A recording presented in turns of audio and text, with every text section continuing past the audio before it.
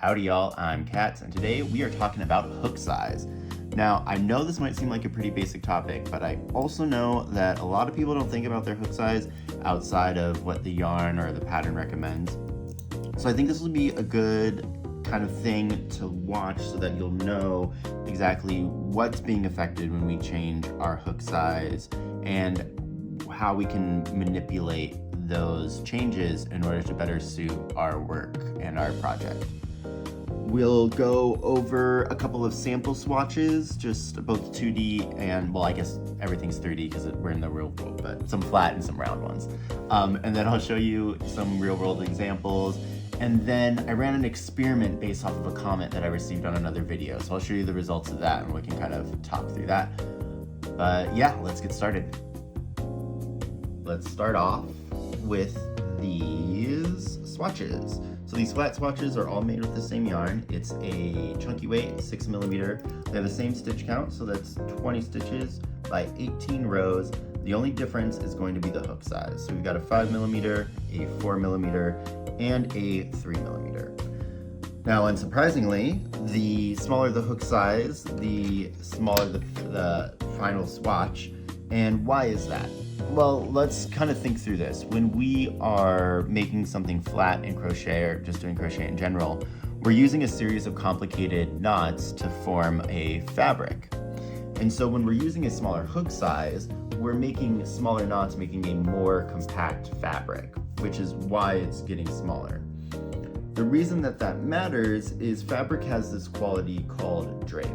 Kind of think about it without getting too technical. It's the way that fabric falls on its own weight. Kind of think of the quality of your denim jeans versus your t-shirt. Your t-shirt isn't as rigid as your jeans. Your jeans will fully flop over on its own weight, but stay in a specific shape, whereas the fabric is more malleable. You know, you can ball up a t-shirt and it can get so many beautiful, beautiful creases in it that you have to iron out. Well, that kind of happens when we're doing these fabrics, right? When we're doing crochet. Because this is denser, this is a lot more rigid in the way that it moves and the way that it's gonna be on your body versus something that's bigger. Do you see how much more floppy that is? That's because of the drape.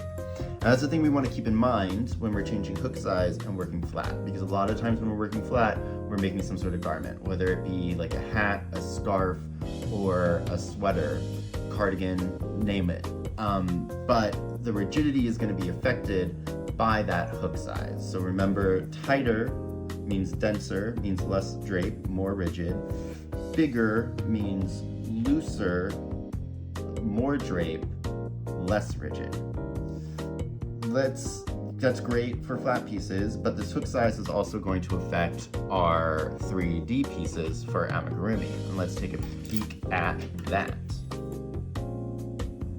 With amigurumi, we're going to see the same main thing. You know, these are all made with the same yarn. It's gonna be chunky, weight 6 yarn, just different hook size. So we've got our 5mm here, our 4mm, and our 3mm.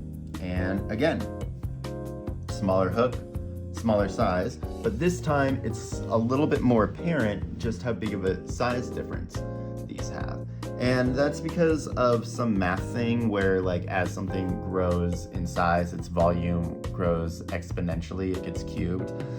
That's not important for us, but what is important for us is what this means for the stitches. So most of the time in amigurumi, they suggest using a smaller hook size than what is recommended with the yarn. And that is because of the gaps we get between. So do you see how these holes in between the stitches are a lot more visible and a lot more apparent on this one that's made with a larger hook, which is very important when you're gonna be putting filling in it. And becomes very, very apparent, those stitch holes, when you're doing your decreases. So I kind of exaggerated by overfilling these for you. But do you see this big one, how you can see the stuffing through there? And those gaps are really apparent. Where here, we can still point them out, especially that one. What did I do? Oh, that's the joint. You can still point them out and see them, but you're not seeing the stuffing. And that's why using that smaller hook size is important. Now, And the other thing that it's doing is it's giving it structure, you know, again, because it's a denser fabric, it's gonna be able to hold its shape a lot more than these looser ones are. Yeah, this is a thing that you're not gonna be able to tell, but if I'm feeling this, I can feel the rigidity of this fabric and it pushing against my hand more so than I can on this side. And that's kind of our main thing that we're concerned about when it comes to the amigurumi, right? Is we want our stuffing to be inside and not outside. And for some parts of the amigurumi, we're gonna want a stiffer structure. Let's see that in practice though. When working on the Pokeball pattern, which there's a link to a full crochet along right there, and in the description, you'll find a link to my Etsy that has the written pattern for this and all the base Pokeballs. But when I was designing this pattern, I was looking at hook size for it. And I made one with a 4mm and a 3mm hook. I figured that it had to be smaller, right? Because we're doing amigurumi and I'm gonna be stuffing it. And I knew I wanted to stuff these really, really full so that they would be pretty rigid. So in the experiment, I was looking at the gaps in it, right? So this one, you can see the stuffing through those holes. This one still has the holes, but you can't see them. See the stuffing at least? Up here, can't really tell the difference. So I'm like, okay, looks like I want to go with the smaller one. Then also, I wanted to make a denser fabric so that it would hold the sphere shape better. Like this one, pretty spherical, but this one is holding that shape a lot more. And when I'm holding them and palpating them and seeing how firm they are, the smaller one is giving me that ooh, ooh, ah sensation that I'm craving. And that's just applying these basic concepts and experimenting with them out.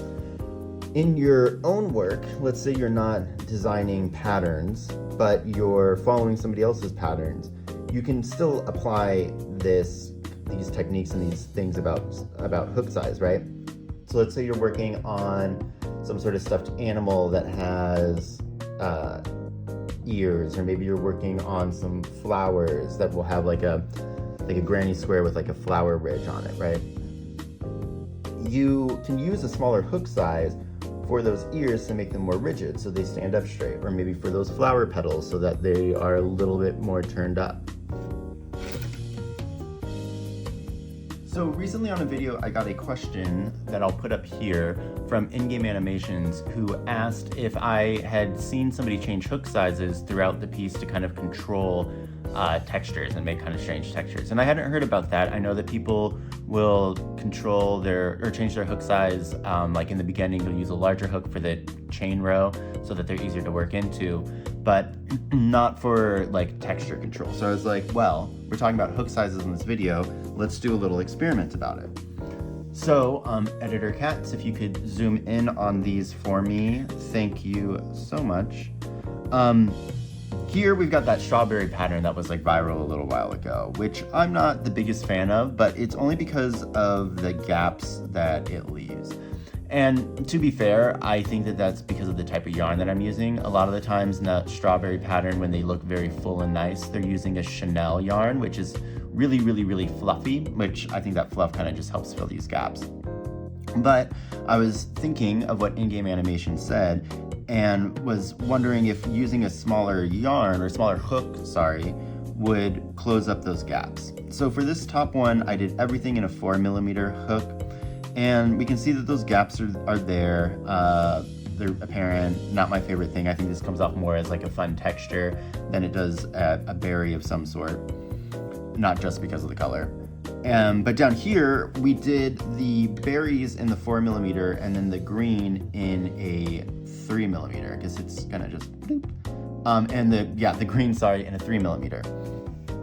And what has changed? Well, I do think that these gaps have gotten shorter, so we've kind of closed it, but I don't really see a change in texture, right? Like these baubles look just as full and round as these ones. So that got me thinking, like, essentially this is just a bauble stitch with a couple extra steps. So let's do a full-on bauble stitch in 2 different sizes to see if we get large baubles versus small baubles when we change the hook size. So we did just that.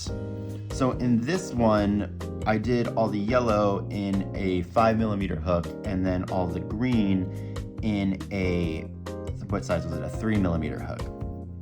And honestly, I can't really tell the difference in the size of these baubles. Like, even if we kind of manipulate it around, they do maybe seem a little shallower than the other ones, but overall I think the size is pretty much the same. What's going on here?